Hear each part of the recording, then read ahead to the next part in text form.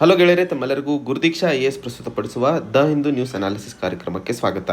ಇವತ್ತಿನ ಸಂಚಿಕೆಯಲ್ಲಿ ನಾವು ಡಿಸೆಂಬರ್ 10, 2021 ಸುದ್ದಿ ವಿಶ್ಲೇಷಣೆಯನ್ನು ನೋಡಲಿದ್ದೇವೆ. ಇಂದಿನ ಮೊದಲನೇ article, bird flu triggers alert in Alappuzha.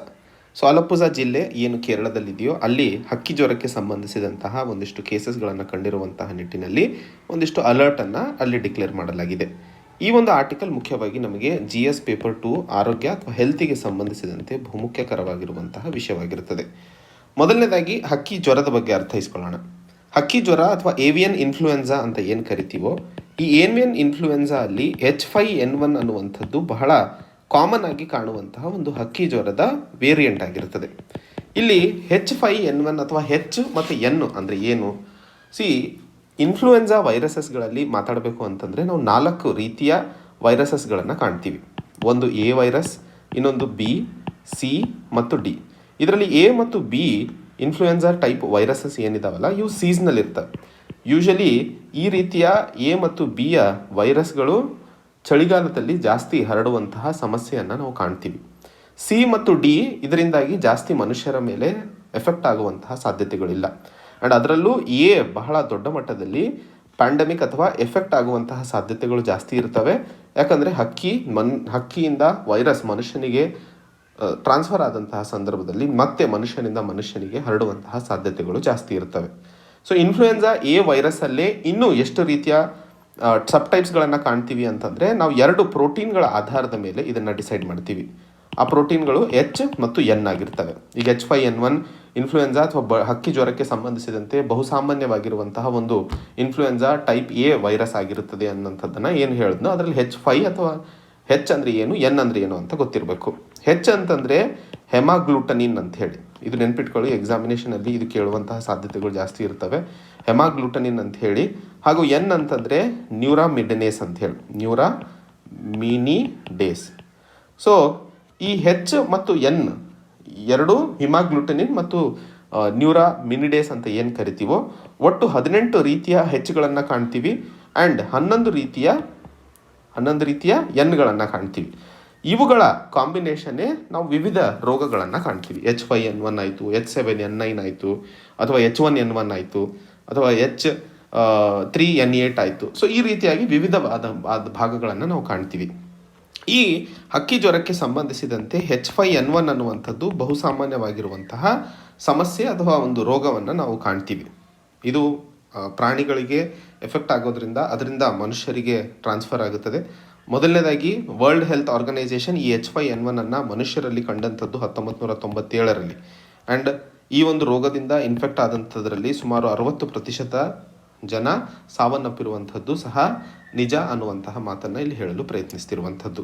So ಈಗ ಕೇರಳದ ಅಲಪ್ಪುಜಾ ಡಿಸ್ಟ್ರಿಕ್ಟ್ನಲ್ಲಿ ಈ ಹಕ್ಕಿ ಜ್ವರಕ್ಕೆ ಸಂಬಂಧಿಸಿದಂತೆ H5N1 ಇನ್ಫ್ಲೂಯೆನ್ಸಾ A ವೈರಸ್ಗೆ ಸೇರಿದಂತಹ ವೈರಸನ್ನು ಅಲ್ಲಿ ಶೋಧಿಸಿರೋದ್ರಿಂದ ಅದು ಬಹಳಷ್ಟು ಬಾತುಕೋಳಿಗಳಲ್ಲಿ ಆ್ಯಕ್ಚುಲಿ ಆ ಒಂದು ಸಮಸ್ಯೆಯನ್ನು ಕಂಡಿರುವಂಥದ್ದು. ಸೊ ಅಲ್ಲಿನ ಒಂದು ರೈತ ಕುಟುಂಬಕ್ಕೆ ಸೇರಿದಂತಹ ಸುಮಾರು 13,000 ಬಾತುಕೋಳಿಗಳನ್ನು ಕನ್ಫೆಸ್ಟಿಕೇಟ್ ಮಾಡಿ ಅವುಗಳನ್ನು ಡಿಸ್ಪೋಸ್ ಮಾಡಲಾಗಿದೆ, ಅದನ್ನು ತಡೆ ಹಿಡಿಯೋದಕ್ಕೆ. ಆ್ಯಂಡ್ ಅದನ್ನು ಕಂಟೈನ್ಮೆಂಟ್ ಝೋನ್ ಅಂತಲೂ ಕರೆಯಲಾಗಿದೆ.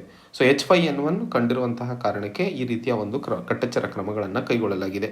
ಇದೇ ವರ್ಷ ಹಿಂದಿನ ಸಮಯದಲ್ಲಿ H5N8ನ ಸ್ಟ್ರೇನು ಸಹ ಇನ್ಫ್ಲೂಯೆನ್ಸಾ A ವೈರಸ್ಸಿಗೆ ಸಂಬಂಧಿಸಿದಂತೆ ನೋಡಲಾಗಿತ್ತು.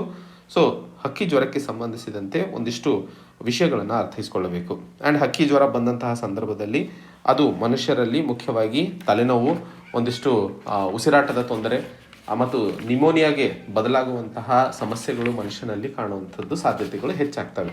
ಸೊ ಇವು ಸಿಂಪ್ಟಮ್ಸ್ ಆಗಿರ್ತವೆ ಮನುಷ್ಯನಲ್ಲಿ ಹಕ್ಕಿ ಜ್ವರ ಬಂದಂತಹ ಸಂದರ್ಭದಲ್ಲಿ ಏನು ಕಾಣ್ತೀವಿ ಅನ್ನುವಂಥದ್ದು. ಮುಂದಿನ ಹಂತದಲ್ಲಿ ಮೋರ್ ಸೈಕ್ಲೋನ್ಸ್ ಇನ್ ಅರೇಬಿಯನ್ ಸಿ ರೀಸೆಂಟ್ಲಿ ಅಂತ ಹೇಳಿ ಮಿನಿಸ್ಟರ್ ರಾಜ್ಯಸಭೆಯಲ್ಲಿ ಉತ್ತರವನ್ನು ಕೊಡ್ತಾ ಇದ್ದಂತಹ ಸಂದರ್ಭದಲ್ಲಿ ಈ ಆರ್ಟಿಕಲನ್ನು ನೋಡ್ತಾ ಇರುವಂಥದ್ದು. ಸೊ ಇಲ್ಲಿ ಮಾತಾಡ್ತಿರುವಂತಹ ವಿಷಯ ಸೈಕ್ಲೋನ್ಸಿಗೆ ಸಂಬಂಧಿತವಾಗಿರುವಂತಹ ವಿಷಯ ಆಗಿರೋದ್ರಿಂದ ಇದು ನಮಗೆ GS ಪೇಪರ್ 1 ಜಿಯೋಗ್ರಫಿಗೆ ಸಂಬಂಧಿಸಿದಂತೆ ಬಹುಮುಖ್ಯಕರವಾಗಿರುವಂತಹ ಆರ್ಟಿಕಲ್ ಆಗಿರುತ್ತದೆ. ಸೊ ಇಲ್ಲಿ ಒಂದಿಷ್ಟು ಅಬ್ಸರ್ವೇಷನ್ಗಳನ್ನು ಕೊಡಲಾಗಿರುವಂಥದ್ದು. ಮಿನಿಸ್ಟರ್ ಹೇಳ್ತಾ ಇರುವಂಥದ್ದು ಇಲ್ಲಿ 1891ರಿಂದ 2020ರವರೆಗಿನ ಡೇಟಾವನ್ನು ಸ್ಟಡಿ ಮಾಡಿದಂತಹ ಸಂದರ್ಭದಲ್ಲಿ ನಾರ್ತ್ ಇಂಡಿಯನ್ ಓಷನ್ ಅಂತಂದರೆ ಏನೆಲ್ಲ ಒಳಗೊಂಡಿರುತ್ತದೆ? ಬೇ ಆಫ್ ಬೆಂಗಾಲ್, ಮತ್ತು ಅರೇಬಿಯನ್ ಸಿ ಎರಡನ್ನೂ ಒಳಗೊಂಡಿಸ್ಕೊಂಡಿರ್ತೀವಿ. ಸೊ ನಾರ್ತ್ ಇಂಡಿಯನ್ ಓಷನ್ನಲ್ಲಿ ಆಗ್ತಾ ಇರುವಂತಹ ಸೈಕ್ಲೋನ್ಸ್ಗಳು ವೆರಿ ಸಿವಿಯರ್ ಸೈಕ್ಲೋನ್ ಕೆಟಗರಿಗೆ ಸೇರ್ಕೊಂಡಿರ್ತವೆ ಅನ್ನುವಂಥದ್ದು. ಈ ಸೈಕ್ಲೋನ್ಗಳ ಕೆಟಗರಿ ಬಗ್ಗೆ ನಾನು ಮಾತಾಡ್ತೀನಿ. ಸೊ ಇಲ್ಲಿ ಉತ್ತರದಲ್ಲಿ ಮಿನಿಸ್ಟರ್ ಹೇಳಿರುವಂಥದ್ದು ಏನು ಅನ್ನೋದನ್ನು ಅರ್ಥೈಸಿಕೊಳ್ಳಬೇಕು. ಇಲ್ಲಿ 1819ರಿಂದ 2020ರವರೆಗಿನ ಡೇಟಾ ನೋಡಿದಂತಹ ಸಂದರ್ಭದಲ್ಲಿ ನಾರ್ತ್ ಇಂಡಿಯನ್ ಓಷನ್ ಅಂತಂದರೆ ಅರೇಬಿಯನ್ ಸಿ ಮತ್ತು ಬೇ ಆಫ್ ಬೆಂಗಾಲ್ ಎರಡೂ ಒಳಗೊಂಡಿರ್ತವೆ. ಇಲ್ಲಿ ಅರೇಬಿಯನ್ ಸಿಯಲ್ಲಿ ವೆರಿ ಸೈಕ್ಲೋನಿಕ್ ಸ್ಟ್ರೋಮ್ಗಳ ಸಂಖ್ಯೆ ಹೆಚ್ಚಾಗ್ತಾ ಇದೆ ಅನ್ನುವಂಥದ್ದನ್ನು ಹೇಳ್ತಾ ಇರುವಂಥದ್ದು. ಬೇ ಆಫ್ ಬೆಂಗಾಲಲ್ಲಿ ಯೂಶಲಿ ಸೈಕ್ಲೋನ್ಸ್ಗಳು ಆಗಿ ವೆಸ್ಟ್ ಬೆಂಗಾಲ್, ಆಂಧ್ರ ಪ್ರದೇಶ್ ಅಥವಾ ಪಾಂಡಿಚೇರಿ, ತಮಿಳುನಾಡು ಭಾಗಗಳಲ್ಲಿ ಆಗುವಂತಹ ಸೈಕ್ಲೋನ್ಸ್ಗಳ ಒಂದು ಸಂಖ್ಯೆ ನಾವು ನೋಡ್ತಾನೆ ಇರ್ತೀವಿ ಪ್ರತಿ ವರ್ಷ ಈ ನಾರ್ತ್ ಈಸ್ಟ್ ಮಾನ್ಸೂನ್ ಸಮಯದಲ್ಲಿ. ಆದರೆ ಇಲ್ಲಿ ಮಿನಿಸ್ಟರ್ ಹೇಳ್ತಾ ಇರುವಂಥದ್ದು, ಈಗ ನಾವು ಈ ಸೈಕ್ಲೋನ್ಗಳ ಸಂಖ್ಯೆ ಅರೇಬಿಯನ್ ಸಿಯಲ್ಲಿ ಅದು ವೆರಿ ಸಿವಿಯರ್ ಸೈಕ್ಲೋನಿಕ್ ಸ್ಟ್ರೋಮ್ ಕೆಟಗರಿಗೆ ಸೇರಿದಂತಹ ಸೈಕ್ಲೋನ್ಸ್ಗಳನ್ನು ನಾವು ನೋಡ್ತಾ ಇದ್ದೀವಿ. ಹಾಗಾದರೆ ವೆರಿ ಸಿವಿಯರ್ ಸೈಕ್ಲೋನಿಕ್ ಸ್ಟ್ರೋಮ್ ಅಂದರೆ ಏನು? ಯಾವೆಲ್ಲ ಸೈಕ್ಲೋನ್ಗಳು 220 ಕಿಲೋಮೀಟರ್ ಪ್ರತಿ ಗಂಟೆಗೆ ಚಲಿಸ್ತಾವಲ್ಲ ಅವುಗಳನ್ನು ವೆರಿ ಸಿವಿಯರ್ ಸೈಕ್ಲೋನಿಕ್ ಸ್ಟ್ರೋಮ್ ಅಂತ ಕರಿತೀವಿ. ಮತ್ತು 60-80% ಸೈಕ್ಲೋನ್ಗಳು ಏನು ನಾರ್ತ್ ಇಂಡಿಯನ್ ಓಷನ್ನಲ್ಲಿ ಉಗಮವಾಗ್ತಿದಾವಲ್ಲ ಅವುಗಳಿಂದ ಮುಖ್ಯವಾಗಿ ನಾರ್ತ್ ಇಂಡಿಯನ್ ಓಷನ್ ಅಂತಂದರೆ ನಾನು ಹೇಳಿದೆ ಬೇ ಆಫ್ ಬೆಂಗಾಲ್ ಮತ್ತು ಅರೇಬಿಯನ್ ಸಿ ಎರಡೂ ಕೂಡ್ಕೊಂಡು ಆಗುವಂತಹ ಸೈಕ್ಲೋನ್ಸ್ಗಳನ್ನು ಅಥವಾ ಯಾವ ಭಾಗದಲ್ಲಿ ಆಗ್ತಿದಾವೋ ಅವುಗಳನ್ನು ನಾರ್ತ್ ಇಂಡಿಯನ್ ಓಷನ್ ಅಂತ ಕರಿತೀವಿ. ಸೊ ಈ ನಾರ್ತ್ ಇಂಡಿಯನ್ ಓಷನಲ್ಲಿ ಉಗಮವಾಗ್ತಾ ಇರುವಂತಹ ಸೈಕ್ಲೋನ್ಸ್ಗಳಿಂದ ಸುಮಾರು 60-80% ಜೀವಕ್ಕೆ ಮತ್ತು ಪ್ರಾಪರ್ಟಿಗಳಿಗೆ ನಾಶವಾಗ್ತಾ ಇರುವಂತಹ ಮಾಹಿತಿಯನ್ನು ಸಹ ಮಿನಿಸ್ಟರ್ ರಾಜ್ಯಸಭೆಯಲ್ಲಿ ಕೊಟ್ಟಿರುವಂಥದ್ದು. ಆ್ಯಂಡ್ ಇದರಿಂದಾಗಿ ಮುಖ್ಯವಾಗಿ ವೆಸ್ಟ್ ಬೆಂಗಾಲ್, ಒಡಿಶಾ, ಆಂಧ್ರ ಪ್ರದೇಶ್, ತಮಿಳುನಾಡು ಮತ್ತು ಪಾಂಡಿಚೇರಿ ಭಾಗಗಳಿಗೆ ಬಹಳ ದೊಡ್ಡ ಮಟ್ಟದಲ್ಲಿ ಹೊಡೆತ ಬೀಳ್ತಾ ಇದೆ ಅನ್ನುವಂತಹ ಮಾತನ್ನು ಸಹ ಹೇಳ್ತಾ ಇರುವಂಥದ್ದು. ಈಗ ವೆರಿ ಸಿವಿಯರ್ ಸೈಕ್ಲೋನ್ ಅಂತಂದರೆ ನಮಗೆಲ್ಲ ಗೊತ್ತಾಗಿರುವಂಥದ್ದು 820 ಕಿಲೋಮೀಟರ್ ಪ್ರತಿ ಗಂಟೆಗೆ ಏನಾದರೂ ಗಾಳಿಯ ಸ್ಪೀಡ್ ಇದ್ದಂತಹ ಸಂದರ್ಭದಲ್ಲಿ ಅವುಗಳನ್ನು ವೆರಿ ಸಿವಿಯರ್ ಸೈಕ್ಲೋನ್ಸ್ ಅಂತ ಕರಿತೀವಿ ಅನ್ನುವಂಥದ್ದನ್ನು ನೋಡಿದ್ವಿ. ಹಾಗೆ ಬೇರೆ ಯಾವ ರೀತಿಯ ಸೈಕ್ಲೋನ್ಸ್ಗಳನ್ನು ನೋಡ್ತೀವಿ? ಮೊದಲನೇದು ಡಿಪ್ರೆಷನ್ ಅಂತ ಕರಿತೀವಿ. ಈ ಒಂದು ಸೈಕ್ಲೋನ್ಗಳು 31-49 ಕಿಲೋಮೀಟರ್ ಪ್ರತಿ ಗಂಟೆಗೆ ಚಲಿಸ್ತವೆ. ಡೀಪ್ ಡಿಪ್ರೆಷನ್ ಅಂತ ಇನ್ನೊಂದು ಎರಡನೇದು. ಡೀಪ್ ಡಿಪ್ರೆಷನ್ ಅನ್ನುವಂಥದ್ದು 50-61 ಕಿಲೋಮೀಟರ್ ಪ್ರತಿ ಗಂಟೆಗೆ ಚಲಿಸ್ತಾ ಇರುವಂತಹ ಗಾಳಿಯ ವೇಗವನ್ನು ನಾವು ಡೀಪ್ ಡಿಪ್ರೆಷನ್ ಸೈಕ್ಲೋನ್ಸ್ ಅಂತ ಕರಿತೀವಿ. ಹಾಗೂ ಸೈಕ್ಲೋನಿಕ್ ಸ್ಟ್ರೋಮ್ ಅಂತಂತಂದರೆ 62-88 ಕಿಲೋಮೀಟರ್ ಪ್ರತಿ ಗಂಟೆಗೆ ಗಾಳಿ ಸಂಚರಿಸ್ತಾ ಇದ್ದಂತಹ ಸಂದರ್ಭದಲ್ಲಿ ಸೈಕ್ಲೋನಿಕ್ ಸ್ಟ್ರೋಮ್ ಅಂತ ಕರಿತೀವಿ. ಹಾಗೆ ಸಿವಿಯರ್ ಸೈಕ್ಲೋನಿಕ್ ಸ್ಟ್ರೋಮ್ ಅಂತಂದರೆ ಏನು? ಸಿವಿಯರ್ ಸೈಕ್ಲೋನಿಕ್ ಸ್ಟ್ರೋಮ್ ಅಂದರೆ 89-117 ಕಿಲೋಮೀಟರ್ ಪ್ರತಿ ಗಂಟೆಗೆ ಗಾಳಿಯ ವೇಗ ಚಲಿಸ್ತಾ ಇದ್ದಂತಹ ಸಂದರ್ಭದಲ್ಲಿ. ಅದೇ ರೀತಿಯಲ್ಲಿ ಎಕ್ಸ್ಟ್ರೀಮ್ಲಿ ಸಿವಿಯರ್ ಸೈಕ್ಲೋನ್ ಅಂದರೆ 166-221 ಕಿಲೋಮೀಟರ್ ಪ್ರತಿ ಗಂಟೆಗೆ. ಹಾಗೆ ಸೂಪರ್ ಸೈಕ್ಲೋನಿಕ್ ಸ್ಟ್ರೋಮ್ ಅಂತಂದರೆ 222 ಕಿಲೋಮೀಟರ್ ಗಂಟೆಗೆ ಚಲಿಸುವಂತಹ ಗಾಳಿ ಹೆಚ್ಚಾದಂತಹ ಸಂದರ್ಭದಲ್ಲಿ ನಾವು ಅದನ್ನು ಸೂಪರ್ ಸೈಕ್ಲೋನ್ಸ್ ಅಂತ ಕರಿತೀವಿ. ಸೊ ವೆರಿ ಸಿವಿಯರ್ ಸೈಕ್ಲೋನ್ಸ್ಗಳು ಮುಖ್ಯವಾಗಿ 118-166 ಕಿಲೋಮೀಟರ್ ಪ್ರತಿ ಗಂಟೆಗೆ ಏನಾದರೂ ಚಲಿಸಿದಂತಹ ಸಂದರ್ಭದಲ್ಲಿ ಅವನ್ನ ವೆರಿ ಸಿವಿಯರ್ ಸೈಕ್ಲೋನ್ಸ್ ಅಂತ ಕರಿತೀವಿ. ಈಗ ಭಾರತದಲ್ಲಿ ಅಥವಾ ಟ್ರಾಪಿಕಲ್ ರೀಜನ್ ಆದಂತಹ ಭಾರತದಲ್ಲಿ ಉಗಮವಾಗ್ತಾ ಇರುವಂತಹ ಸೈಕ್ಲೋನ್ಗಳು ವೆರಿ ಸಿವಿಯರ್ ಸೈಕ್ಲೋನ್ ಅಂತ ಹೇಳಿ 220 ಕಿಲೋಮೀಟರ್ ಪ್ರತಿ ಗಂಟೆಗೆ ಗಾಳಿಯನ್ನು ಟಚ್ ಮಾಡ್ತಾ ಇರುವಂತಹ ಸನ್ನಿವೇಶಗಳನ್ನು ಸಹ ನಾವು ನೋಡ್ತಾ ಇರೋದನ್ನು ಮುಖ್ಯವಾಗಿ ಇಲ್ಲಿ ಅರ್ಥೈಸ್ಕೊಳ್ಳಬೇಕಾಗಿರುವಂಥದ್ದು. ಆ್ಯಂಡ್ ಉತ್ತರದಲ್ಲಿ ಹೇಳಿದ ಹಾಗೆ ಮಿನಿಸ್ಟರು ಈ ಒಂದು ಸೈಕ್ಲೋನ್ಸ್ಗಳಿಂದ ಜೀವಕ್ಕೆ ಮತ್ತು ಪ್ರಾಪರ್ಟಿಗಳಿಗೆ ಬಹಳ ದೊಡ್ಡ ಮಟ್ಟದಲ್ಲಿ ಲಾಸಸ್ ಆಗ್ತಾ ಇರೋದ್ರಿಂದ ಈ ಒಂದು ಸೈಕ್ಲೋನ್ಸ್ಗಳಿಗೆ ಸಂಬಂಧಿಸಿದಂತಹ ವಾರ್ನಿಂಗ್ ಸಿಸ್ಟಮನ್ನು ಇಂಪ್ರೊವೈಸ್ ಮಾಡುವಂತಹ ನಿಟ್ಟಿನಲ್ಲಿ ಇಂಡಿಯನ್ ಮೆಟ್ರಾಲಜಿಕಲ್ ಡಿಪಾರ್ಟ್ಮೆಂಟ್ ಯಾವ ಒಂದು ಮಿನಿಸ್ಟ್ರಿಯ ಕೆಳಗಡೆ ಬರುತ್ತೆ ಅನ್ನುವಂತಹ ಪ್ರಶ್ನೆ ಕೇಳುವ ಸಾಧ್ಯತೆಗಳಿದ್ದಾವೆ. ಇದು ಮಿನಿಸ್ಟ್ರಿ ಆಫ್ ಸೈನ್ಸಸ್ ಕೆಳಗಡೆ ಬರುತ್ತೆ. ನೆನ್ಪಿಟ್ಕೊಳ್ಳಿ, ಬಹಳ ಇಂಪಾರ್ಟೆಂಟ್ ಪ್ರಿಲಿಮ್ಸಿಗೆ ಇದು. ಹಾಗೆ ಎರಡನೇ ಹಂತದಲ್ಲಿ ಯಾವುದೇ ಒಂದು ಸೈಕ್ಲೋನ್ ಆದ ನಂತರ ಅದನ್ನು ಮಿಟಿಗೇಟ್ ಮಾಡುವಂಥದ್ದು ಅಥವಾ ಆದಂತಹ ಸಂದರ್ಭದಲ್ಲಿ ಜನರಿಗೆ ನೆರವನ್ನು ಕೊಡುವಂಥದ್ದು ಸಹ ಬಹಳ ಇಂಪಾರ್ಟೆಂಟ್ ಆಗಿರುತ್ತದೆ. ಆ ಸಂದರ್ಭದಲ್ಲಿ ನ್ಯಾಷನಲ್ ಡಿಸಾಸ್ಟರ್ ಮ್ಯಾನೇಜ್ಮೆಂಟ್ ಅಥಾರಿಟಿ ಬೆಳಕಿಗೆ ಬರುವಂಥದ್ದು. ಈ ನ್ಯಾಷನಲ್ ಡಿಸಾಸ್ಟರ್ ಮ್ಯಾನೇಜ್ಮೆಂಟ್ ಅಥಾರಿಟಿ ಇದರ ಜೊತೆಯಲ್ಲಿ ಮಿನಿಸ್ಟ್ರಿ ಆಫ್ ಹೋಮ್ ಅಫೇರ್ಸು ಸಹ ಮಿಟಿಗೇಷನ್ಗೆ ಸಂಬಂಧಿಸಿದಂತಹ ಒಂದಿಷ್ಟು ವಿಷಯಗಳ ಮೇಲೆ ಕೆಲಸವನ್ನು ಮಾಡ್ತಾ ಇದ್ದರೂ ಸಹ ನಾವು ಆಗ್ತಾ ಇರುವಂತಹ ಪ್ರಾಪರ್ಟಿ ಮತ್ತು ಲೈಫಿಗೆ ಏನು ಡ್ಯಾಮೇಜಸ್ ಇದೆಯೋ ಅದನ್ನು ಕಡಿಮೆ ಮಾಡಲು ಸಾಧ್ಯವಾಗ್ತಿಲ್ಲ ಅನ್ನುವಂಥದ್ದು. ಆ್ಯಂಡ್ ಇನ್ನೊಂದು ಅತಿ ಮುಖ್ಯವಾದಂಥದ್ದು, ಅರೇಬಿಯನ್ ಸಿಯಲ್ಲಿ ಉಗಮವಾಗ್ತಾ ಇರುವಂತಹ ಸೈಕ್ಲೋನ್ಗಳಿಂದ ಭಾರತದ ಪಶ್ಚಿಮ ಭಾಗಕ್ಕೆ ಹೆಚ್ಚಿನ ಮಟ್ಟದಲ್ಲಿ ಡ್ಯಾಮೇಜಸ್ ಅನ್ನು ಕಾಣಲು ಸಾಧ್ಯವಾಗ್ತಿಲ್ಲ. ಯಾಕಂದರೆ ಈ ಭಾಗದಲ್ಲಿ ಉಗಮವಾಗ್ತಾ ಇರುವಂತಹ ಸೈಕ್ಲೋನ್ಗಳು ಒಮಾನ್ ಮತ್ತು ಯಮೆನ್ನ ಕಡೆಗೆ ಹೋಗಿ ಅಲ್ಲಿ ಭೂಮಿಗೆ ಸೇರ್ತಾ ಇರುವಂಥದ್ದು. ಸೊ ಸೈಕ್ಲೋನ್ಗಳು ಭಾರತದ ಮುಂಬೈ ಆಗಿರ್ಬೋದು ಅಥವಾ ಗುಜರಾತ್ನ ಕಡೆಗೆ ಬಂದಂತಹ ಸಂದರ್ಭದಲ್ಲಿ ಸೊ ಈ ವೆಸ್ಟರ್ನ್ ಭಾಗದಲ್ಲಿ ನಾವು ಡ್ಯಾಮೇಜಸನ್ನು ಕಾಣಲು ಸಾಧ್ಯವಾಗ್ತಿತ್ತು. ಆ ಒಂದು ಸೈಕ್ಲೋನ್ ಅರೇಬಿಯನ್ ಸಿಯಲ್ಲಿ ಏನು ಉಗಮವಾಗ್ತಿದ್ದಾವೋ ಅವುಗಳು ಹೋಗಿ ಯಮನ್ ಮತ್ತು ಒಮಾನ್ ದೇಶದಲ್ಲಿ ಲ್ಯಾಂಡ್ಫಾಲ್ ಆಗ್ತಾ ಇರೋದ್ರಿಂದ ನಾವು ಹೆಚ್ಚಿಗೆ ಇಲ್ಲಿ ಡಿಸ್ಟರ್ಬೆನ್ಸ್ ಅಥವಾ ಡ್ಯಾಮೇಜಸನ್ನು ಕಾಣ್ತಾ ಇಲ್ಲ ಅನ್ನುವಂಥದ್ದು ಸಹ ಬಹಳ ಇಂಪಾರ್ಟೆಂಟ್ ಆಗಿರುವಂಥದ್ದು. ಮುಂದಿನ ಹಂತದಲ್ಲಿ bill to extend tenure of enforcement directorate ಹಾಗೂ CBI chief passed in Lok Sabha.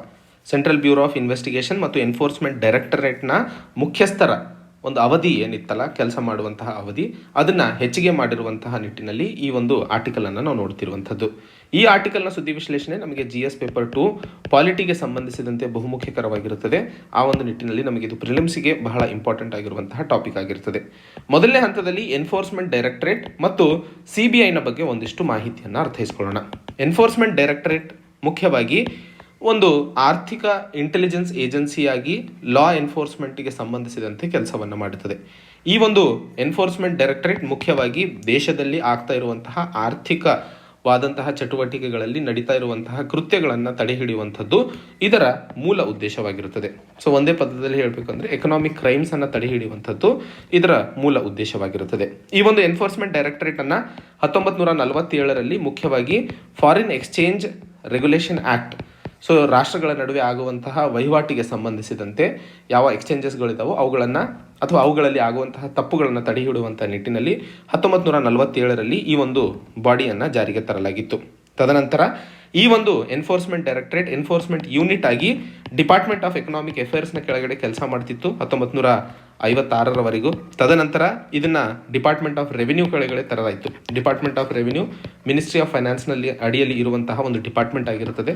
1960ರಲ್ಲಿ ಈ ಒಂದು ಎನ್ಫೋರ್ಸ್ಮೆಂಟ್ ಡೈರೆಕ್ಟರೇಟನ್ನು department of revenue ministry of finance ಕೆಳಗೆ ತಂದಿರುವಂತಹ ಸಂದರ್ಭದಲ್ಲಿ ಆವಾಗಲಿಂದಲೂ ಇದರ ಅಡ್ಮಿನಿಸ್ಟ್ರೇಟಿವ್ ಬಾಡಿಯಾಗಿ ಡಿಪಾರ್ಟ್ಮೆಂಟ್ ಆಫ್ ರೆವಿನ್ಯೂವೇ ಕೆಲಸ ಮಾಡ್ತಾ ಇದೆ ಅನ್ನುವಂಥದ್ದು. ಹಾಗೆ ಈ ಎನ್ಫೋರ್ಸ್ಮೆಂಟ್ ಡೈರೆಕ್ಟರೇಟ್ನ ಮುಖ್ಯಸ್ಥರು ಯೂಶಲಿ ಅಲ್ಲ, ಯಾವಾಗಲೂ ಇಂಡಿಯನ್ ರೆವಿನ್ಯೂ ಸರ್ವಿಸ್ನ ಆಫೀಸರ್ ಆಗಿರ್ತಾರೆ. ಡೈರೆಕ್ಟರೇಟ್ ಆಫ್ ಎನ್ಫೋರ್ಸ್ಮೆಂಟ್ ಅಂತ ಕರೀತಾರೆ. ಆ್ಯಂಡ್ ಈ ಎನ್ಫೋರ್ಸ್ಮೆಂಟ್ ಡೈರೆಕ್ಟರೇಟ್ನ ಹೆಡ್ ಕ್ವಾರ್ಟರ್ಸು ಮುಖ್ಯವಾಗಿ ನ್ಯೂ ದೆಹಲಿಯಲ್ಲಿ ಇದೆ ಅನ್ನುವಂಥದ್ದು ನೆನ್ಪಿಟ್ಕೊಳ್ಳಿ, ಎಕ್ಸಾಮಿನೇಷನ್ಗೆ ಬಹಳ ಇಂಪಾರ್ಟೆಂಟ್ ಆಗಿದೆ.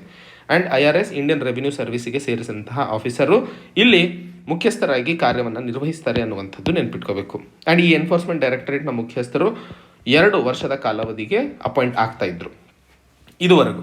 ಈ ಒಂದು ಕಾನೂನು ತಂದ ನಂತರ ಇದನ್ನು ಬದಲಾಯಿಸಿ 5 ವರ್ಷಕ್ಕೆ ಹೆಚ್ಚಿಸಲಾಗಿದೆ ಅನ್ನುವಂಥದ್ದು. ಎರಡನೇ ಹಂತದಲ್ಲಿ ಸೆಂಟ್ರಲ್ ಬ್ಯೂರೋ ಆಫ್ ಇನ್ವೆಸ್ಟಿಗೇಷನ್, ಇದ್ರ ಬಗ್ಗೆ ತಾವು ಮಾಹಿತಿ ನ್ಯೂಸ್ಗಳಲ್ಲಿ TV ಮೀಡಿಯಾಗಳಲ್ಲಿ ಬಹಳ ಕೇಳ್ತಾನೆ ಇರ್ತಿದ್ರಿ. ಈ ಒಂದು ಸಂಸ್ಥೆಯನ್ನು 1941ರಲ್ಲಿ ಸ್ಪೆಷಲ್ ಪೊಲೀಸ್ ಎಸ್ಟಾಬ್ಲಿಷ್ಮೆಂಟ್ ಆ್ಯಕ್ಟ್ನ ಅಡಿಯಲ್ಲಿ ಮುಖ್ಯವಾಗಿ 2ನೇ ವಿಶ್ವ ಯುದ್ಧದ ಸಂದರ್ಭದಲ್ಲಿ ಒಂದಿಷ್ಟು ವಸ್ತುಗಳನ್ನು ಏನು ಖರೀದಿ ಮಾಡಿದ್ರು ಯುದ್ಧಕ್ಕೆ ಸಂಬಂಧಿಸಿದಂತೆ ಅದರಲ್ಲಿ ಆದಂತಹ ಘೋಟಾಳ ಅಥವಾ ಕರಪ್ಷನನ್ನು ಕಂಡುಹಿಡಿಯುವಂತಹ ನಿಟ್ಟಿನಲ್ಲಿ ಈ ಒಂದು ಸಂಸ್ಥೆಯನ್ನು 1941ರಲ್ಲಿ ಜಾರಿಗೆ ತರಲಾಗಿತ್ತು. ತದನಂತರ ಈ ಒಂದು ಸೆಂಟ್ರಲ್ ಬ್ಯೂರೋ ಆಫ್ ಇನ್ವೆಸ್ಟಿಗೇಷನನ್ನು ಸತನಾಮ್ ಕಮಿಟಿ ಕೊಟ್ಟಂತಹ ರೆಕಮೆಂಡೇಷನ್ಸ್ನ ಆಧಾರದ ಮೇಲೆ ಮಿನಿಸ್ಟ್ರಿ ಆಫ್ ಹೋಮ್ ಅಫೇರ್ಸ್ನ ಅಡಿಯಲ್ಲಿ ಈ ಒಂದು CBIಯನ್ನು ಜಾರಿಗೆ ತರಲಾಗಿತ್ತು. ಇದರ ಡೈರೆಕ್ಟರ್ ಏನು CBIದಾಗಿರ್ತಾರಲ್ಲ ಇವರು inspector general of police Delhi special police establishment ಆ್ಯಕ್ಟ್ನ ಅಡಿಯಲ್ಲಿ ಅಪಾಯಿಂಟ್ ಆಗಿರುತ್ತಾರೆ. ಈ ಒಂದು ವ್ಯವಸ್ಥೆ ಆ್ಯಕ್ಚುಲಿ 2014ರವರೆಗೆ ಇತ್ತು. 2014ರವರೆಗೂ CBIನ ಡೈರೆಕ್ಟರ್ ಏನಾಗಿರ್ತಾರಲ್ಲ ಅವರು ಡೆಲ್ಲಿ ಸ್ಪೆಷಲ್ ಪೊಲೀಸ್ ಎಸ್ಟಾಬ್ಲಿಷ್ಮೆಂಟ್ ಆ್ಯಕ್ಟ್ನ ಅಡಿಯಲ್ಲಿ ಅವರ ನೇಮಕವನ್ನು ಮಾಡಲಾಗ್ತಿತ್ತು. ಆದರೆ ಲೋಕ್ಪಾಲ್ ಆ್ಯಕ್ಟ್ ಬಂದ ನಂತರ ಈ ಒಂದು CBIನ ಚೀಫ್ ಅಥವಾ ಮುಖ್ಯಸ್ಥರು ಯಾರಿರ್ತಾರಲ್ಲ ಇವರನ್ನು ಒಂದು ಸಮಿತಿ ರಚನೆ ಮಾಡಿ ಅವರು ಆಯ್ಕೆ ಮಾಡುವ ಪ್ರಾವಧಾನವನ್ನು ಮಾಡಲಾಯಿತು. ಆ ಒಂದು ಸಮಿತಿಯ ಮುಖ್ಯಸ್ಥರಾಗಿ ಪ್ರಧಾನಮಂತ್ರಿಗಳಿರ್ತಾರೆ. ಇವರ ಜೊತೆಯಲ್ಲಿ ಲೀಡರ್ ಆಫ್ ಅಪೋಸಿಷನ್ ಪಾರ್ಟಿಯು ಈ ಒಂದು ಸಮಿತಿಯಲ್ಲಿರ್ತಾರೆ. ಇವರಲ್ಲದೆ ಚೀಫ್ ಜಸ್ಟಿಸ್ ಆಫ್ ಇಂಡಿಯಾ ಅಥವಾ ಆ ಸುಪ್ರೀಂ ಕೋರ್ಟ್ನ ಸೀನಿಯರ್ ಮೋಸ್ಟ್ ಜಡ್ಜು ಈ ಒಂದು ಕಮಿಟಿಯಲ್ಲಿ ಇರುವಂತಹ ವ್ಯವಸ್ಥೆಯನ್ನು ಮಾಡಿರುವಂಥದ್ದು. ಸೊ ಈ 3 ಇರುವಂತಹ ಸಮಿತಿ ಸೆಂಟ್ರಲ್ ಬ್ಯೂರೋ ಆಫ್ ಇನ್ವೆಸ್ಟಿಗೇಷನ್ನ ಮುಖ್ಯಸ್ಥರನ್ನು ಆಯ್ಕೆ ಮಾಡುತ್ತಾರೆ. ಈ ಒಂದು ಸೆಂಟ್ರಲ್ ಬ್ಯೂರೋ ಆಫ್ ಇನ್ವೆಸ್ಟಿಗೇಷನು ಸಹ 2 ವರ್ಷದ ಅವಧಿಗೆ ಈ ಒಂದು ಸಂಸ್ಥೆಯ ಮುಖ್ಯಸ್ಥರನ್ನು ಆಯ್ಕೆ ಮಾಡಲಾಗ್ತಿತ್ತು. ಈಗ ಈ ಹೊಸ ಕಾನೂನಿನಿಂದಾಗಿ ಇನ್ಮೇಲೆ ಸೆಂಟ್ರಲ್ ಬ್ಯೂರೋ ಆಫ್ ಇನ್ವೆಸ್ಟಿಗೇಷನ್ನ ಮುಖ್ಯಸ್ಥರು ಸಹ 5 ವರ್ಷದವರೆಗೆ ಕಾಲಾವಧಿಯವರೆಗೆ ಅವರು ತಮ್ಮ ಸೇವೆಯನ್ನು ಸಲ್ಲಿಸಬಹುದು. ಈ ಒಂದು ಆರ್ಟಿಕಲಲ್ಲಿ ಅಥವಾ ಈಗ ನಾವು ಪಾರ್ಲಿಮೆಂಟಲ್ಲಿ ಕಂಡಂತಹ ವಿರೋಧ ಪಕ್ಷದ ಮಾತು ಈ ರೀತಿಯ ಒಂದು ಬದಲಾವಣೆಯನ್ನು ಆರ್ಡಿನೆನ್ಸ್ ಮೂಲಕ ತರುವಂತಹ ಅವಶ್ಯಕತೆ ಏನಿತ್ತು ಅನ್ನುವಂಥದ್ದು. ನೋಡಿ, ಅಂದರೆ ಶೀತಕಾಲದ ಸಮರ ಇನ್ನು ಶುರು ಆಗೋದಕ್ಕಿಂತ ಮುನ್ನವೇ ಆರ್ಡಿನೆನ್ಸ್ ಮಾಡೋ ಅವಶ್ಯಕತೆ ಏನಿತ್ತು? ಆರ್ಡಿನೆನ್ಸ್ ದಾರಿಯನ್ನು ಸರ್ಕಾರ ಯಾವಾಗ ತಗೊಳ್ಳುತ್ತದೆ?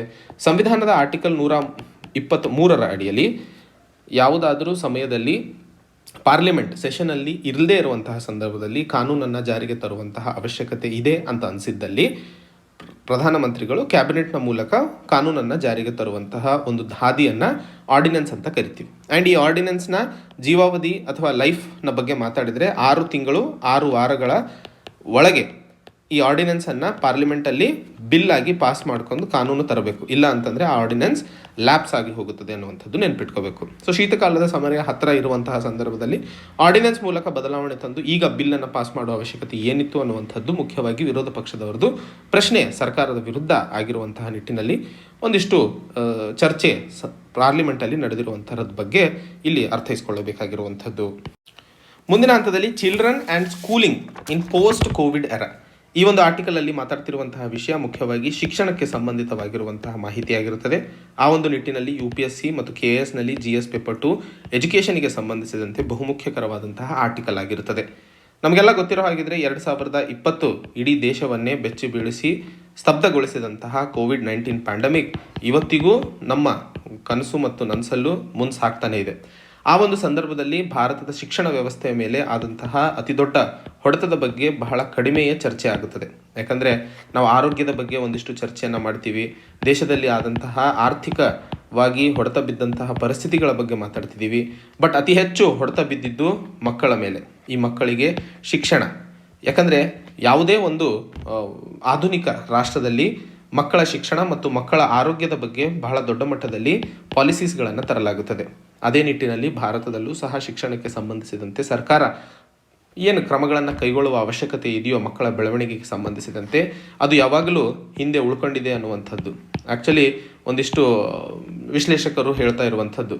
ಮಕ್ಕಳಿಗೂ ಏನಾದರೂ ಆದ್ಯತೆ ಶಿಕ್ಷಣ ಮತ್ತು ಆರೋಗ್ಯಕ್ಕೆ ಸಂಬಂಧಿಸಿದಂತೆ ಭಾರತದ ಪ್ರಜಾ ರಾಷ್ಟ್ರದಲ್ಲಿ ಸಿಗಬೇಕು ಅಂತಂದರೆ ಅವರಿಗೂ ವೋಟ್ ಮಾಡುವಂತಹ ಅಧಿಕಾರವನ್ನು ಕೊಡಬೇಕು ಅಂತ ಹೇಳಿ. ಯಾಕಂದರೆ ದೇಶದಲ್ಲಿ ಆ ರೀತಿಯ ಪರಿಸ್ಥಿತಿಯನ್ನು ನಾವು ಕಾಣ್ತೀವಿ. ಎಲ್ಲಿ ವೋಟ್ ಇರುತ್ತೋ ಅಲ್ಲಿ ಮಾತ್ರ ರಾಜಕೀಯ ಪಕ್ಷದವರು ಆಲೋಚನೆ ಜಾಸ್ತಿ ಮಾಡ್ತಾರೆ ಅನ್ನುವಂಥದ್ದು. ಅದು ಕಾಮಿಡಿಯಾಗಿ ಹೇಳ್ತಾರೆ, ಬಟ್ ಸ್ಟಿಲ್ ಒಂದೊಂದ್ಸರಿ ಅದು ನಿಜ ಅನಿಸುತ್ತೆ. ಯಾಕಂದರೆ ಮೊನ್ನೆ ಬಂದಂತಹ ಮಲ್ಟಿ ಡೈಮೆನ್ಷನಲ್ ಪಾವರ್ಟಿ ಇಂಡೆಕ್ಸ್ನ ರಿಪೋರ್ಟ್ನಲ್ಲೂ ನೋಡಿದ್ರಲ್ಲೂ ಮಕ್ಕಳ ಪೌಷ್ಟಿಕಾಂಶಕ್ಕೆ ಸಂಬಂಧಿಸಿದಂತೆ, ಶಿಕ್ಷಣಕ್ಕೆ ಸಂಬಂಧಿಸಿದಂತೆ, ಆರೋಗ್ಯ ವ್ಯವಸ್ಥೆಗೆ ಸಂಬಂಧಿಸಿದಂತೆ ಎಷ್ಟರ ಮಟ್ಟಿಗೆ ಹಿನ್ನಡತೆ ಇದೆ ಅನ್ನುವಂಥದ್ದು ಒಂದಿಷ್ಟು ಆಲೋಚನೆ ಮಾಡಬೇಕಾಗಿರುವಂತಹ ವಿಷಯವಾಗಿರುತ್ತದೆ. ವಾಪಸ್ ಆರ್ಟಿಕಲಿಗೆ ಬರೋಣ. ಇವತ್ತಿನ ಆರ್ಟಿಕಲಲ್ಲಿ ಮುಖ್ಯವಾಗಿ ನಾವು ಮಾತಾಡ್ತಾ ಇರುವಂಥದ್ದು ಶಿಕ್ಷಣಕ್ಕೆ ಸಂಬಂಧಿಸಿದಂತೆ COVID-19 ಪ್ಯಾಂಡಮಿಕ್ ಬಹಳ ದೊಡ್ಡ ಮಟ್ಟದಲ್ಲಿ ಮಕ್ಕಳ ಒಂದು ಆಧ್ಯಾತ್ಮಕ್ಕೆ ಸಂಬಂಧಿಸಿದಂತೆ ಅಥವಾ ಅಕಾಡೆಮಿಕ್ಸಿಗೆ ಸಂಬಂಧಿಸಿದಂತೆ ದೊಡ್ಡ ಮಟ್ಟದಲ್ಲಿ ಹೊಡೆದಿತ್ತು. ಈ ಒಂದು ಅಕಾಡೆಮಿಕ್ಸ್ ಅವರ ಒಂದು ಎಮೋಷನಲ್ ಇಂಟೆಲಿಜೆನ್ಸ್ ಅಥವಾ ಎಮೋಷನ್ಸ್ ಮೇಲೂ ಬಹಳ ದೊಡ್ಡ ಮಟ್ಟದಲ್ಲಿ ಪರಿಣಾಮ ಬೀರಿದೆ ಅನ್ನುವಂಥದ್ದನ್ನು ಅರ್ಥೈಸ್ಕೊಳ್ಳಬೇಕು. ಭಾರತ ಸರ್ಕಾರ ತಮಗೆಲ್ಲ ನೆನಪಿದ್ರೆ 4 ಆಗಸ್ಟ್ 2009ರಲ್ಲಿ ರೈಟ್ ಟು ಎಜುಕೇಷನ್ ಅನ್ನುವಂತಹ ಒಂದು ವ್ಯವಸ್ಥೆಯನ್ನು ತಂದಿತ್ತು. ಇದಲ್ಲದೆ 2001ರಲ್ಲಿ ಸರ್ವ ಶಿಕ್ಷಾ ಅಭಿಯಾನ್ ಕಾರ್ಯಕ್ರಮವನ್ನು ತಂದಿತ್ತು. ಈ ರೀತಿಯ ಕಾರ್ಯಕ್ರಮಗಳನ್ನು ಶಿಕ್ಷಣದಲ್ಲಿ ತಂದಂತಹ ಸಂದರ್ಭದಲ್ಲಿ ಇವು ಭಾರತದ ಶಿಕ್ಷಣ ವ್ಯವಸ್ಥೆಯಲ್ಲಿ ಬಹಳ ದೊಡ್ಡ ಮಟ್ಟದಲ್ಲಿ ಒಂದಿಷ್ಟು ಬದಲಾವಣೆಯನ್ನು ತರ್ತವೆ ಅಂತ ಅಂದ್ಕೊಂಡಿತ್ತು. ಬಟ್ ಇವು ಪರ್ಫೆಕ್ಟ್ ಆಗಿರಲಿಲ್ಲ. ಯಾಕಂದರೆ ಎಲ್ಲ ರಾಜ್ಯಗಳಲ್ಲಿ ಇವುಗಳ ಇಂಪ್ಲಿಮೆಂಟೇಷನ್ ಬೇರೆ ಬೇರೆ ಹಂತದಲ್ಲಿ ಬೇರೆ ಬೇರೆ ರೀತಿಯಲ್ಲಿ ನಡೀತಾ ಇರುವಂತಹ ಕಾರಣಕ್ಕೆ ಇದರಿಂದಾಗಿ ಏನು ನಿಜವಾಗಲೂ ಲಾಭವನ್ನು ಪಡ್ಕೋಬೇಕಾಗಿತ್ತು ಅದನ್ನು ನಾವು ಪಡ್ಕೊಳ್ಳಲು ಸಾಧ್ಯವಾಗಿಲ್ಲ ಅನ್ನುವಂಥದ್ದು. ಮೊದಲೇ ಪಾಲಿಸಿ ಲೆವೆಲಲ್ಲಿ ಇರುವಂತಹ ಡ್ರಾಬ್ಯಾಕ್ಸ್ಗಳಿಂದ ಹೊಡೆದಾಡ್ತಾ ಇದ್ದಂತಹ ಶಿಕ್ಷಣ ವ್ಯವಸ್ಥೆ COVID-19 ಪ್ಯಾಂಡಮಿಕ್ನಿಂದಾಗಿ ಇನ್ನೂ ಹೆಚ್ಚು ಸಮಸ್ಯೆಗಳನ್ನು ಕಾರಣವಾಯಿತು. ಉದಾಹರಣೆಗೆ ಮಕ್ಕಳಿಗೆ ಬಿಸಿ ಊಟದ ವ್ಯವಸ್ಥೆಯನ್ನು ಮಾಡಲಾಗಿತ್ತು. ಅವರ ಪೌಷ್ಟಿಕಾಂಶ ಮತ್ತು ಅಟೆಂಡೆನ್ಸನ್ನು ಹೆಚ್ಚಿಸುವಂತಹ ನಿಟ್ಟಿನಲ್ಲಿ ಇದನ್ನು ಪೂರ್ಣವಾಗಿ ನಿಲ್ಲಿಸಬೇಕಾಯಿತು. ಇದಲ್ಲದೆ ಮಕ್ಕಳಿಗೆ ಆನ್ಲೈನ್ ಶಿಕ್ಷಣಕ್ಕೆ ಒಳಪಡಿಸಬೇಕಾಯಿತು. ಇವತ್ತು ಇಡೀ ದೇಶದಲ್ಲಿ ಅಥವಾ ಪ್ರಪಂಚದಲ್ಲೇ ಭಾರತದಲ್ಲಿ ಯಂಗೆಸ್ಟ್ ಪಾಪ್ಯುಲೇಷನನ್ನು ನಾವು ಕಾಣ್ತಾ ಇರುವಂಥದ್ದು. ಈ ಯಂಗೆಸ್ಟ್ ಪಾಪ್ಯುಲೇಷನ್ ಆಫ್ಲೈನಿಂದ ಆನ್ಲೈನ್ ಮೋಡಿಗೆ ಓಡಿ ಹೋಗುವಂತಹ ಪರಿಸ್ಥಿತಿ ಉದ್ಭವವಾಗಿತ್ತು. ಸಮಾಜದಲ್ಲಿ ಇರುವಂತಹ ಸಾಮಾಜಿಕ ಮತ್ತು ಆರ್ಥಿಕವಾಗಿ ಹಿಂದುಳಿದಂತಹ ಕುಟುಂಬದವರು ಈ ಆಫ್ಲೈನ್ ಕೋಚಿಂಗನ್ನು ಅಥವಾ ಆಫ್ಲೈನಿಂದ ಹೊರಬಂದು ಆನ್ಲೈನ್ ಕಡೆಗೆ ನಡೆದು ಲ್ಯಾಪ್ಟಾಪು ಹೊಸ ಮೊಬೈಲ್ ಫೋನು ತಗೊಂಡು ಅವರು ಪಾಠವನ್ನು ಕೇಳುವಂಥದ್ದು ಅಸಾಧ್ಯವಾಗಿರುವಂತಹ ಪರಿಸ್ಥಿತಿಯಾಗಿತ್ತು. ಅದು ಯಾವುದೇ ಕಾರಣಕ್ಕೆ ಆಗಿರಬಹುದು, ಬಟ್ ಆ ಸಮಸ್ಯೆ ಬಂತು. ಆ್ಯಂಡ್ ಮಕ್ಕಳಿಗೂ ಸಹ ಮನೆಯಲ್ಲಿ ಇದ್ದಂತಹ ಸಂದರ್ಭದಲ್ಲಿ ಆದಂತಹ ಡೊಮೆಸ್ಟಿಕ್ ವೈಲೆನ್ಸ್, ಅವರಿಗೆ ಹೊಡೆಯೋದು ಬಡಿಯೋದು ಆಗಿರಬಹುದು, ತಂದೆ ತಾಯಿ ಅದಲ್ಲದೆ ಹೆಚ್ಚಿನ ಸಮಯ ಟಿ ವಿ ನೋಡೋದಕ್ಕಿಂದಾಗಿ ಅವರ ಮಾನಸಿಕವಾದಂತಹ ಪರಿಸ್ಥಿತಿ ಮೇಲೆ ಬಿದ್ದಂತಹ ಪ್ರವಾಹ ಆಗಿರ್ಬೋದು. ಆ ಒಂದು ನಿಟ್ಟಿನಲ್ಲಿ ಮಕ್ಕಳು ಅಡಿಕ್ಟ್ ಆಗಿಬಿಟ್ಟಿದ್ದಾರೆ ಇವತ್ತು ಡಿಜಿಟಲ್ ಎಂಟರ್ಟೈನ್ಮೆಂಟಿಗೆ ಅನ್ನುವಂತಹ ಮಾತನ್ನು ಹೇಳ್ತಾ ಇರುವಂಥದ್ದು. ಈಗ ಶಾಲಾ ಕಾಲೇಜುಗಳು ಮತ್ತೆ ಶುರುವಾದಂತಹ ಸಂದರ್ಭದಲ್ಲಿ ಇವರಿಗೆ ಹೇಗೆ ಮತ್ತೆ ಆನ್ಲೈನಿಂದ ಆಫ್ಲೈನ್ ಕಡೆಗೆ ತರುವಂತಹ ನಿಟ್ಟಿನಲ್ಲಿ ಕೆಲಸ ಮಾಡುವ ಅವಶ್ಯಕತೆ ಇದೆ ಅನ್ನುವಂತಹ ಪ್ರಶ್ನೆ ದೊಡ್ಡದಾಗಿ ಹುಟ್ಕೊಂಡಿತ್ತು. ತಮಿಳುನಾಡು ಸರ್ಕಾರ ಈ ಒಂದು ನಿಟ್ಟಿನಲ್ಲಿ ಒಂದು ಕ್ರಮವನ್ನು ಕೈಗೊಂಡಿದೆ. ಮುಂಚೂಣಿಯಲ್ಲಿ ಒಂದು ಕಮಿಟಿಯನ್ನು ರಚನೆ ಮಾಡಿದೆ, ಪ್ರೊಫೆಸರ್ ಆರ್ ರಾಮಾನುಜಂ ಕಮಿಟಿ ಅಂತ ಹೇಳಿ. ಈ ರಾಮಾನುಜನ್ ಕಮಿಟಿಗೆ 3 ವರ್ಷದವರೆಗೆ ಅಥವಾ 3 ವರ್ಷದಲ್ಲಿ ಹೇಗೆ ರಿಕವರ್ ಮಾಡುವ ಅವಶ್ಯಕತೆ ಇದೆ ವಿದ್ಯಾರ್ಥಿಗಳಿಗೆ ಆನ್ಲೈನಿಂದ ಆಫ್ಲೈನಿಗೆ ಸಂಬಂಧಿಸಿದಂತೆ ಅನ್ನುವಂತಹ ವ್ಯವಸ್ಥೆಯನ್ನು ಆಲೋಚಿಸ್ತಾ ಇರುವಂಥದ್ದು. ಈ ರೀತಿಯ ಒಂದು ಕ್ರಮದ ಅವಶ್ಯಕತೆ ಇದೆ. ಆ್ಯಂಡ್ ಇದೇ ಸಂದರ್ಭದಲ್ಲಿ ಲೇಖಕರು ಒಂದು ಉತ್ತಮವಾದಂತಹ ಯುನೆಸ್ಕೋ ಹೊರಡಿಸಿದಂತಹ ರಿಪೋರ್ಟ್ನ ಬಗ್ಗೆಯೂ ಹೇಳ್ತಾ ಇರುವಂಥದ್ದು. ಈ ರಿಪೋರ್ಟ್ನ ಬಗ್ಗೆ ಆಲೋಚಿಸಿ ದೇಶದ ಶಿಕ್ಷಣ ವ್ಯವಸ್ಥೆಯಲ್ಲಿ ಆ ರೀತಿಯ ಬದಲಾವಣೆಗಳನ್ನು ತರುವ ಅವಶ್ಯಕತೆ ಇದೆ ಅನ್ನುವಂಥದ್ದು. ಈ ಒಂದು ಯುನೆಸ್ಕೋ ಫುಲ್ ಫಾರ್ಮ್ ತಮಗೆಲ್ಲ ಗೊತ್ತಿದೆ ಅನ್ಕೊತೀನಿ. ಯುನೈಟೆಡ್ ನೇಷನ್ ಎಜುಕೇಷನಲ್, ಸೈಂಟಿಫಿಕ್ ಮತ್ತು ಕಲ್ಚರಲ್ ಆರ್ಗನೈಸೇಷನ್. ಈ ಒಂದು ಸಂಸ್ಥೆ ನೋ ಟೀಚರ್ ನೋ ಕ್ಲಾಸ್ ಅನ್ನುವಂತಹ ಒಂದು ರಿಪೋರ್ಟನ್ನು ತಂದಿದೆ. ಈ ರಿಪೋರ್ಟ್ನಲ್ಲಿ ಭಾರತದ ಶಿಕ್ಷಣ ವ್ಯವಸ್ಥೆಯಲ್ಲಿ ಆಗಬೇಕಾದಂತಹ ಒಂದಿಷ್ಟು ಬದಲಾವಣೆಗಳ ಮೇಲೆ ನೋಟವನ್ನು ಹಾಕಿದೆ, ಅಂದರೆ ರೆಕಮೆಂಡೇಷನ್ಸನ್ನು ಕೊಟ್ಟಿದೆ. ಆ ರೆಕಮೆಂಡೇಷನ್ಸ್ಗಳಲ್ಲಿ ಮೊದಲನೆಯ ರೆಕಮೆಂಡೇಷನ್, ದೇಶದಲ್ಲಿ ಇವತ್ತಿಗೂ 1 ಮಿಲಿಯನ್ ಅಂದರೆ 10 ಲಕ್ಷ ಶಿಕ್ಷಕರ ಕೊರತೆ ಇದೆ. ಆ ಶಿಕ್ಷಕರ ರಿಕ್ರೂಟ್ಮೆಂಟ್ ಆಗುವ ಅವಶ್ಯಕತೆ ಇದೆ ಬಹಳ ದೊಡ್ಡ ಮಟ್ಟದಲ್ಲಿ. ಎರಡನೇ ಹಂತದಲ್ಲಿ ಶಿಕ್ಷಕರ, ಅದು ಪಬ್ಲಿಕ್ ಆಗಿರ್ಬೋದು ಪ್ರೈವೇಟ್ ಆಗಿರಬಹುದು, ಶಾಲೆಗಳಲ್ಲಿ ಇರುವಂತಹ ಎಂಪ್ಲಾಯ್ಮೆಂಟಿಗೆ ಸಂಬಂಧಿಸಿದಂತೆ ಸ್ಟ್ಯಾಂಡರ್ಡೈಸೇಷನನ್ನು ತರುವ ಅವಶ್ಯಕತೆ ಇದೆ. ಯಾಕಂದರೆ ಶಿಕ್ಷಕರನ್ನು ಯಾವಾಗ ಬೇಕಾದ್ರೂ ರಿಕ್ರೂಟ್ ಮಾಡ್ಬೋದು, ಕಾಂಟ್ರಾಕ್ಚುಯಲ್ ಮಾಡ್ಬೋದು, ತೆಗೆದುಹಾಕ್ಬೋದು, ಸಂಬಳ ಎಷ್ಟು ಬೇಕಾದ್ರೂ ಕೊಡಬಹುದು. ಆ ರೀತಿಯ ಬದಲಾವಣೆಗಳನ್ನು ತರುವ ಅವಶ್ಯಕತೆ ಇದೆ. ನಾವೇನಾದರೂ ದೇಶದಲ್ಲಿ ಶಿಕ್ಷಣ ವ್ಯವಸ್ಥೆಯನ್ನು ಉನ್ನತ ಸ್ಥಾನದ ಕಡೆಗೆ ಒಯ್ಯುವ ಅವಶ್ಯಕತೆ ಇದೆ ಅಂತಂದರೆ. ಹಾಗೆ ಶಿಕ್ಷಕರಿಗೆ ಪ್ರೊಫೆಷನಲ್ ಅಟಾನಮಿ ಕೊಡಬೇಕು. ಅವರು ಮಾಡುವಂತಹ ಶಿಕ್ಷಣ ವೃತ್ತಿಗೆ ಸಂಬಂಧಿಸಿದಂತೆ ಮಕ್ಕಳಲ್ಲಿ ಹೆಚ್ಚಿನ ಒಂದಿಷ್ಟು ವ್ಯಾಲ್ಯೂಸನ್ನು ಹುಟ್ಟು ಹಾಕೋದ್ರ ಕಡೆಗೆ ಅವರು ಕೆಲಸ ಮಾಡುವಂತಹ ಪ್ರಯತ್ನಗಳನ್ನು ಮಾಡೋದರಲ್ಲಿ ಶಿಕ್ಷಕರಿಗೆ ಎಲ್ಲ ರೀತಿಯ ಸಹಕಾರವನ್ನು ಕೊಡುವ ಅವಶ್ಯಕತೆ ಇದೆ ಅನ್ನುವಂಥದ್ದು. ಮತ್ತು ಅವರ ಕರಿಯರ್ ಅನ್ನು ಕಟ್ಟುವಂತಹ ನಿಟ್ಟಿನಲ್ಲಿ ಬೆಳವಣಿಗೆ ಅವಕಾಶಗಳಿರಬೇಕು. ಯಾಕಂದರೆ 1ನೇ ತರಗತಿಯಿಂದ 5ನೇ ತರಗತಿವರೆಗಿನ ಶಿಕ್ಷಕರು ಏನು ಕೆಲಸಕ್ಕೆ ಜಾಯ್ನ್ ಆಗ್ತಾರೆ, ಅವ್ರು ಸಾಯೋವರೆಗೂ ಅದೇ ಶಿಕ್ಷಣವನ್ನು ಅದೇ ಪಾಠವನ್ನು ಮಾಡ್ಕೋತಾ ಹೋಗ್ತಾರೆ. ಸೊ ಅವರಿಗೂ ಸಹ ಒಂದು ಹೊಸ ಅಭಿರುಚಿಯನ್ನು ತರುವಂತಹ ನಿಟ್ಟಿನಲ್ಲಿ ಬೆಳವಣಿಗೆಯ ಹಾದಿಯನ್ನು ತೋರಿಸ್ಕೊಡುವ ಅವಶ್ಯಕತೆ ಇದೆ ಅನ್ನುವಂಥದ್ದು. ಸೊ ಈ ಒಂದು 4 ಮುಖ್ಯವಾದ ಸೂಚನೆಗಳನ್ನು ಅಥವಾ ರೆಕಮೆಂಡೇಷನ್ಸ್ಗಳನ್ನು ಯುನೆಸ್ಕೋ ತಂದಂತಹ ನೋ ಟೀಚರ್ ನೋ ಕ್ಲಾಸ್ ರಿಪೋರ್ಟನ್ನು ಕೊಡಲಾಗಿದೆ. ಈ ಒಂದು ರಿಪೋರ್ಟ್ನ ಆಧಾರದ ಮೇಲೆ ಪ್ರೊಫೆಸರ್ ಆರ್ ರಾಮಾನುಜಂ ಕಮಿಟಿ ಹೇಗೆ ಕೆಲಸ ಮಾಡಲಿದೆ ಅನ್ನುವಂಥದ್ದನ್ನು ಮುಂದಿನ ದಿನದಲ್ಲಿ ಕಾದು ನೋಡಬೇಕಾಗಿರುವಂತಹ ವಿಷಯವಾಗಿರುತ್ತದೆ. ಸೊ ಇದು 10 ಡಿಸೆಂಬರ್ 2021ಕ್ಕೆ ಸಂಬಂಧಿಸಿದಂತಹ ಮುಖ್ಯವಾದ ವಿಷಯಗಳಾಗಿರ್ತವೆ. ಮತ್ತೆ ಹೊಸ ಸಂಚಿಕೆಯೊಂದಿಗೆ ಭೇಟಿಯಾಗೋಣ. ಅಲ್ಲಿವರೆಗೆ ಜೈ ಹಿಂದ್, ಜೈ ಕರ್ನಾಟಕ.